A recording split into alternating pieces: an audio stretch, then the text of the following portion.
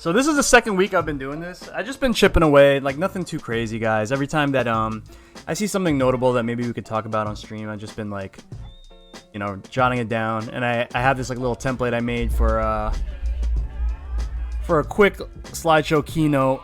So this week, hang on. This week we're talking about sponsorships in the FGC, right? Just how that's going, things like that, and then basically coronavirus, COVID19 affecting FGC events, and then just personal stuff. But let's kick it off with something a little bit more like, I guess, not as serious as the second topic. So a couple things that I've seen go down is that Cygames Beast. So if you guys know about Cygames, right? They are mostly a mobile company. Like they have a lot of mobile games. They're a Japanese-based company, and I guess Daigo had a partnership with them a long time ago, right? It's been like close to 3 years, I want to say, since Daigo has been sponsored by Cygames, and then he has this little Beast brand for himself, and then he went ahead and sponsored GamerBee, right? PROG, you see in the picture right here, PROG, Fudo, Chris T, right? So all these guys represent Cygames. So the contract ended, and they're done. Now we're in our little discussion phase. You think now is a good chance to get a Beast T-shirt before they're gone? I don't know. If you were into it, I would say yeah, why not? Can you still?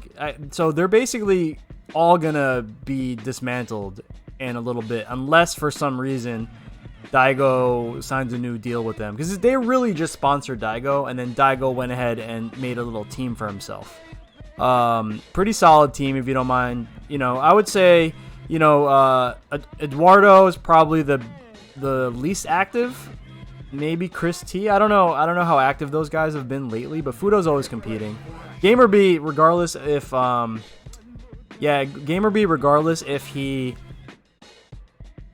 if he doesn't get sponsored or whatever, he's kind of earned that status as like OG in the community, right? Yeah, Sonic Fox is a free agent. So Sonic Fox and MK Leo announced his departure from Echo Fox, right? So here we got our boy Rick over here. He left a long time ago, right? Christy left a while ago too. Okay. Allers Myers also left Tempo Storm. Holy shit. So a lot of these companies. So this is what I'm trying to say, right? Forgot to mention the Kill Sage. Oh, you're right. Yeah, the Kill Sage too. Totally forgot about that. Right? Wait, did he announce that he's leaving too? Anyway, with that said, right? Let's really talk about, is this freaking actually worth it for a company to sponsor fighting game players? Right? Echo Fox says they're disbanding. So basically, everyone on Echo Fox is out, including the non-FGC members. Is that correct, Q-Ball? But so let's talk about this. All right, what is the main ingredients to a sponsorship, according to most people in the FGC? All right, so I would say the bare minimum would be to pay for travel, okay? And also pay for, like, hotels, right? So, room and board and travel for a sponsored player. Alright, so there's that, okay? Yo, the Pendleton 77, thanks for the follow, my ninja. How you doing? So that's two things. What does the player need to do in return? Okay.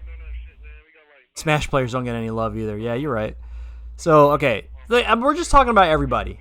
A lot of companies just throwing money and thinking how to recoup the money they invest. Exactly. So, how do they actually recoup the money? Okay. So, let's just average plane fare. How much is an average trip nowadays? I'm going to say like $700. And I think that's kind of being, that's probably a little low, right? So let's say $800. $800 plus a hotel room for like 3 days, right? That's another, let's just average $100 a night, $300. That's $1,100 right now, right? I would just round it out that every trip costs them $1,200, right? Let's just say it costs the sponsor $1,200. Okay, let's see how many stops are there in a CPT, right? So let's do Capcom Pro Tour. I'm looking it up on 1, 2, 6, 10, 11, 12, 13. I see 13 until July, and just say the average player would go to half of those, right? So 13 divided by whatever, just say 12 divided by 2, so 6. So that's $7,200 right now, just to sponsor a player to go to half of the events for half the year. So let's actually multiply that times two, right? So you're looking at like $15,000, roughly 15, and that's like that's a moving scale, all right? So $15,000 per year per player. Okay. So these companies, right? So when you look at a sponsored player, yeah, that's just simple math, like rough math, right? It's a lot of money. Okay, so let's think about this. How do companies, if I'm a company, right? What do I need to do to keep these guys paid? Oh yeah, venue fee, shit. Yeah, so let's just say 50. So, yeah, venue. Sometimes I don't know if they include food. Is there a stipend? I have no clue. Venue fee for sure, right? So, if I'm a company, if I'm Rick Fox right over here, okay, my job is to secure funding, right, to keep these guys going. And then somehow I have to make a profit. Okay? So let's think about this. If I'm purely an esports company, I need to generate ad revenue somehow, right? From maybe YouTube, from maybe, Twitch, okay?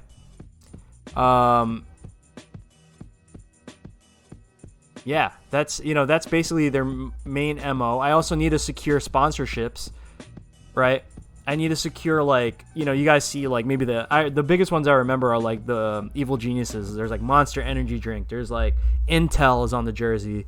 There's, like, all this extra stuff on the jersey. So I need to secure funding from those companies, right, to be able to keep my players happy, right?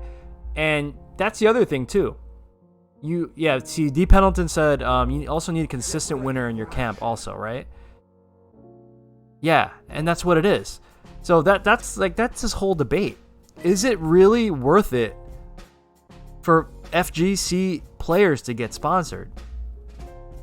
I don't think, unless you have made yourself, like, there's only like maybe like 2 players that clearly can do well for an organization, and that's Justin Wong, right, and Daigo.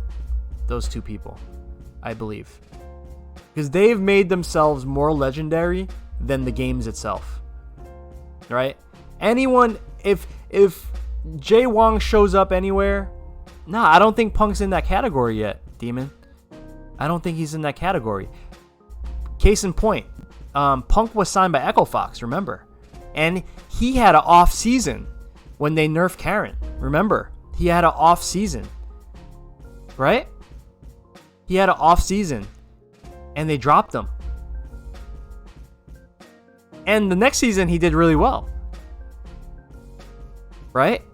Idom, right? I love Idom to death, but is he really marketable? Like, okay, your job as a sponsored player, you need to fucking, like, be whatever you're sponsored with, if you're Intel, whatever's on your jersey, you need to have maximum visibility, Yeah, sure, winning a giant tournament, that's going to give you huge props, huge visibility, right? But It's the things outside of the tournament. That's one day, one weekend that went down. Okay? And maybe people watching the stream again, whatever, right? But what else is that player doing to keep the company, right? Like, what else does that player have to do? He has to stream, has to always be visible, and they have to keep winning. Yeah. Yeah, also, Idom is, just knowing Idom, his personality, like, for instance, when he streams, he doesn't use a camera, that's not like, it still keeps, his numbers are still ridiculous, like stream numbers and stuff, so that's not really, I'm sure it will get better. If he put a little bit more effort into a stream, maybe got a PC set up, he would be a lot happy, have a little bit more of a following, more than he already has. But I don't think that's what he wants to do. I think he said it himself. He'd rather just like fucking play Street Fighter in his underwear and talk to everybody. Like, literally, that's what he said. I want to be playing in my boxers. But yeah, I mean, so there's a lot that a player needs to do to make himself visible for this company. Now, with that said, okay, is it still worth it? I don't think the value, $15,000 for a player every year for just travel, okay, and probably other things, that needs to go down. Then you multiply that times whatever, like that's a lot of money to ask for, and that's like bare bones to get a player to tournaments for half the year. That's half of the tournaments, right? Yeah, your stream also has to have personality. That is true, man. If I'm an owner, I don't think I will sponsor FGC player either. Right. That's crazy. So these two companies right here, I would say more on the Echo Fox front. That's the biggest organization that put a lot of money into stuff, and they failed. So is it worth it? They failed not only for the FGC, but they failed in general. Imagine you're a sponsor of something and they don't even show up on the stream. That's correct. Yep. It's not worth it, man. At least in my opinion, right now, I don't think the FGC is there to make it worth it. It's worth it for two players, in my opinion, Justin Wong and Daigo. Like, you put Daigo on anything. Daigo is like outside of games now in Japan. He's like he's literally like a household figure. Like, people know who he is in Japan. He has a book out. It's crazy. Jay Wong, yeah, like he's the face of he's like the first face of the FGC on the East Coast and in the US, right? And I mean, he's not even in the East Coast anymore, but like, he always was the face of US FGC, regardless if other players are doing better than him right now. Yeah, you're right, Demon. Mike Ross can do it. I think Mike Ross can do it, right? Mike Ross can definitely do it. He has that much, but he has to get good at the game, which he's getting good at the game. He's playing Honda, right? He's actually really good at Guilty Gear and stuff too. Some Stream Monsters somewhere out on YouTube. If you combine the two, level on Smug. Yes, I agree. Smug gets some tournament wins, but not major tournament wins. But look, honestly, so that's my next point. Thank you, Chunners. Moving on. I don't think sponsors should sponsor the best tournament performing players, because sponsors, they have a different type of their return on investment is more about visibility for the organization and the other brands that they sponsor. That's the main thing. Yes, winning a tournament gets you that. Yes, being on stream winning a tournament gets you that. Yes, seeing, but like, again, those are almost like inconsistent. Like, players aren't going to always win tournaments, right? But Smug, for instance, Smug is amazing, right? His stream is incredible. Probably my favorite streamer ever, right? If Smug just became a streamer, he could just stream and be super successful. Doesn't even have to be whatever game. It could be whatever game he wants, and he could be super successful, right? He just has that personality. He has that skill set. He has that entertainment level. He plays any game probably he puts his hand on at such a high level that it doesn't even matter if he's winning tournaments or not, because he's still learning games and playing games at a high level, right? So I think that for companies, they should look for the Smugs, Like, Smug will win a tournament, get his cred back up. Yeah, Smug's a top player, you know, and then he's back in the mix. And still having one of the most, like, his streams average over 1,000 viewers. It's crazy, right? I think that's the move for sponsors. They're amazing, right? Yeah, they're amazing. They're like, it's like a fucking comedy hour. You think Punk? I don't think Punk's on the same level as Smug as far as his stream. Punk is just so incredibly good that his streams are popular just because he's so incredibly good. You know what I'm saying?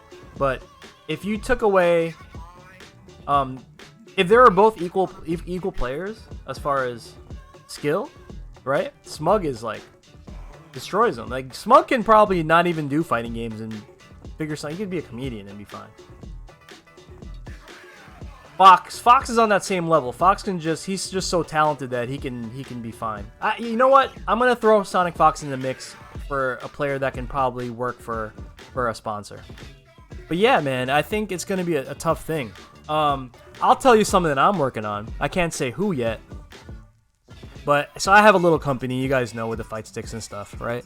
I actually am thinking about it more like on a skate. So I grew up skateboarding, okay? I grew up skateboarding, and I know people that were sponsored by, you know, companies skating and snowboarding and the skate scene. Now the difference, and it's also the same with other major sports, but particularly in skateboarding, there's this like little thing where it's like, hey, you can have a board sponsor, okay? You can also have a sneaker sponsor, okay, for skateboarding or whatever. You can have a truck sponsor just for your trucks on your board. You can have a wheel sponsor, okay. Now, what I believe is that I think a player should be looking for these little sponsorships, right? That basically will give him a full portfolio of like things that he needs. Like, maybe one company sponsors the travel, or maybe one company sponsors, like, you know, the gear, right? So what I'm trying to do is kind of I'm experimenting this year with a certain player, pretty good notoriety, that I'm just gonna sponsor this individual for their stream, okay? And I'm gonna sponsor them so that they can give me stream visibility on their stream. And I'm going to give them a fight stick for the whole year with custom art and everything, right? And they get to show it off. They get a stick for the year, and they get to show it off for me, and they get to show up on tournaments for me. That's all I'm asking for, and they get a free stick for the year, right? For me, not that much of an investment. You know, I think that will pay me back in fold. Don't you think so? Like, think about that. For a person with a decent viewership in streaming, with a good personality, I can't say who it is yet, but let's just say their streams are in the hundreds of viewers, okay? I literally hand out a stick, right? To me, at most, that's going to be a $400 investment, you know, that was shipping and all the parts used and stuff, and maybe my time doing artwork and myself in clever art, okay? But for $400, I get a lot of visibility on stream, and this person actually is a notable figure in FGC that will you know, will get a lot of media attention in tournaments.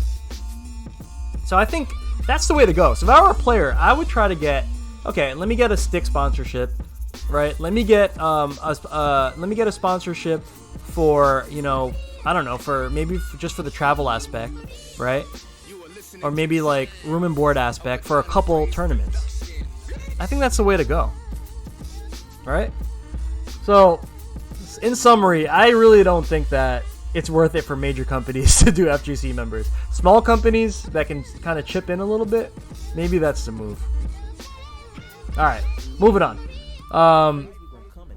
COVID19 affecting the FGC. Look at this. Yeah, you guys like this? I made this quick little fucking animation here. Not animation, this little still. We got Ryu parrying the virus over here. I hope it's that easy. Can you imagine if that was that easy, guys? All right. So the first thing that kind of caught my attention was the homie Infiltration, right? He tweeted this out on the 25th, a couple of days ago, almost a week ago at this point. A few hours ago, I headed to Kuwait, right? Kuwait refused my entry because of COVID-19, so I need to go back to Korea. Little sad, and I'm glad to feel that Kuwait's FGC help and support. Thank you so much, Kuwait. We can meet next time, I believe. Thank you, and I'm sorry. Right? That's crazy. So, and then furthermore, the event itself in Kuwait canceled the event. Right? So no one really got to attend the event. They still had, from what I understand, the event organizers still threw a little something for the people that traveled, so they didn't really waste their trip. But the official event got canceled. That's kind of crazy. That sucks, right? So then later in the week, right, Capcom busted out this. Capcom is closely monitoring news relating to the novel coronavirus outbreak. We have decided to remove Brussels Challenge. That's the first stop in the Pro Tour, and NorCal Regionals. Right? Actually, wait, NorCal was the first US event. And April Annihilation from this year's Capcom Pro Tour. That sucks. Safety of our fans and our players is top priority. Agreed. I'm not going to argue with that. Decision in no way reflects upon various tournament organizers. Points are allocated to these events will be removed from the pool. All the points for the remaining schedule will stay intact. Apologize if this decision inconveniences any of our players, community members, or production partners. Capcom will continue to monitor the situation and will evaluate the need for additional schedule modifications as the situation evolves. They might as well cancel what? The whole FGC? France has also banned all large indoor events. Damn. And they're taking out some people. Wait. And they taken out some people, told me that it was only Brussels. Damn, yeah. So, yeah, April Annihilation. So, hold on. It doesn't mean these events are canceled. It just means that they're not going to be CPT events anymore. So, like, here's the shitty thing, right? I don't know what the rest of the year looks like, but, like, someone like Big E, right? Shout out to Big E, right? Big E organizes a lot of events. Right, you know, but April Annihilation was going to be the CPT stop for his tournament, and it's gone. It's gone, right? So that really sucks. So if I was a tournament organizer, I know, right? Fucking Big E gets fucked. So if I was a tournament organizer, right? If I was a tournament organizer and you know, my event that finally got, you know, CPT status. Because there were some Big E events that never got that Capcom Pro Tour status. You know, you work so hard for the previous season, and then boom. You finally get a CPT event, and then boom, it just gets canceled. That sucks, you know. That really sucks. And then something like NorCal Regionals. You guys know, NorCal Regionals been putting in work, you know. John Choi, right? I think he runs that. It sucks. Yeah, Summer Jam always fell on the same weekend as Capcom Cup. Yeah, so, you know, it really sucks for tournament organizers that, like, they finally got that nod from Capcom, and they just, you know, because of this, it sucks. With that said, guys, you know, I'm no medical expert, but this is pretty serious, you know. I think people are underestimating right now, like how much this can affect this country. Outside of work, I mean, outside of like the game stuff, like in my work environment, I work for a company that relies on Chinese labor, and you know, we're definitely feeling it on that end. So it's kind of, and you know, it's well publicized and stuff. Yeah, it's definitely coming. I mean, it's already on the West Coast, right? Washington State affected, California affected. I think there's already a patient in New York, which is in my area. My work is already asking if they can work from home. It's true, man. I work in a very, very public place, and I'm pretty much at risk every time I go to work. It's kind of a little scary. So yeah, maybe this stuff is for the best, you know, and not for nothing. And I hate to be saying this shit, but the fucking hygiene of the FGC isn't all that. I would say hygiene of FGC members are definitely low tier. If you've ever been to a FGC event, you already know what I'm talking about. I'm surprised some of the events I'm going to aren't canceling because of this. Facts. Mexico getting affected, especially Smash. Really. Facts. I had to stop going to tournaments. Yup, see? Pendleton, the funk was off the chain. Yeah, and we're not talking about music, man. We're definitely not talking about music, man. We are talking about the grime of the FGC, right? Straight funk. Just funky. Couldn't do it anymore. Yeah, man. Especially like if an event is not organized. Yeah, man. Yeah, so me and Clever Art, we were at ECT last year. We were always at ECT. We always have tables at ECT, set up shop and shit. But yeah, the bathroom was funky. And that was a nice ass hotel. Nice ass hotel. Everything else was kind of good. I would say ECT last year was definitely on the cleaner side of things. They call me the Net Warrior. I've been at Evo. It's a lot of people, man. It can get funky. You know, and number one, you're at a casino. Right, get funky. Maybe this is for a good. It's definitely for everyone's health. I don't want anyone getting. I don't want anyone getting hurt or sick at a FGC event. But it does affect pro players. Like if you're a pro player, it definitely is gonna affect you big time. You know what I mean? Like it's just that. There's less stops now, so the competition now just got crazier. Keep hearing that folks getting mad sick after Evo. Yes, it's true, man. It's true.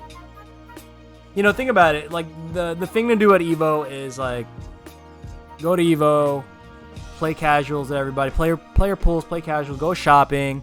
Maybe your little scene if you play fucking Multi Blood or whatever. They're running their little like tournament in someone's fucking hotel room, and one person that's sick, and you're gonna OCV the whole scene. You could OCV your whole Melty Blood scene. You know what I mean? And that's it. And people getting sick, right? And the other thing too is like, yeah, definitely get water, food, emergency supplies. Go Evo and go Combo Breaker. Yeah. I don't know. I'd rather sit this one out this year, right? At least a month of supplies. Yeah, I mean, that's what everyone's kind of doing right now, right? I got to go to the groceries, too. I'm probably going to buy stock up on some water and stuff like that. Some canned foods, right, that we can, just in case you get stuck. Dude, the grocery, I mean, that's a place that a lot of people, too, right? That's like a central point. You going to hit Costco? I bet you BJ's and Costco are like nuts right now. Grains, dry beans, meat, and cans. Yep. A lot of corned beef hash. Got like 2 bags of rice. Facts. Yeah, I don't want anybody free. Like basically, what everyone's saying is like, don't freak out, but be prepared, right? Try grocery store. My groceries open 24/7, so I think I can go in the middle of the night. You know what I mean? All right, moving on, guys. But everyone, I just want everybody to be safe. Just personal update stuff, guys. So we have the black B&Bs coming out this month at Focus Attack. You can see it right over here. New layouts also coming. That should be later. That's probably gonna come a little bit like mid this year. Although I do wish that we can get them out sooner. So if you guys don't know, that is my product, the bread and butter case B&B, available from Focus Attack. And then some cool news, my man Zano, it's one of the players that me and Clever Art sponsor. He's been going to this local in Philadelphia. We're from New Jersey, pretty far away, still like a 2-hour drive, but he's been going to the reversal over in Philly. Shout out to the guys that run the reversal. It looks like a super cool event, and it's always on point. The stream's on point. Shout out to those guys. Shout out to Philly. But Zano got 3rd place over there. It was pretty stacked. And my man over here on the left is Metro M. He won the whole thing with Vega, which is sick. And so it was Metro M beat Lud, so Lud Chun-Li, and then Zano got 3rd with Nash. So pretty dope. But Zano beat okay, so one thing to note is that Zano beat Princess Slim, which is awesome.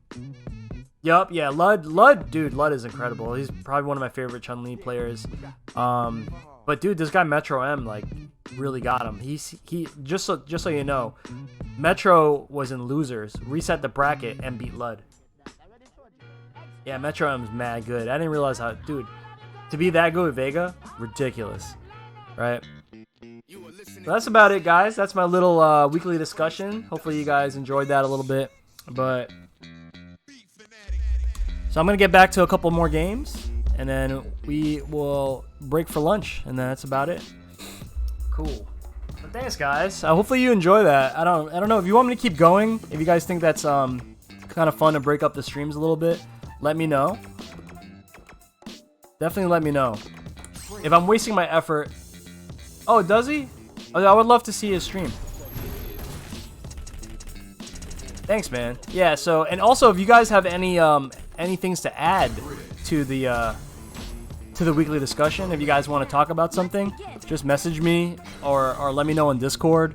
Message me wherever you want to hit me up. You know, Instagram, if you want to hit me up on Twitter, that'd be really cool. They'll be like, hey, just be like, hey, I think this is worth talking about during the weekly content. So I'm going to try to do this like once a week. You know, maybe like my first stream of the week, Mondays or Tuesdays, whenever it ends.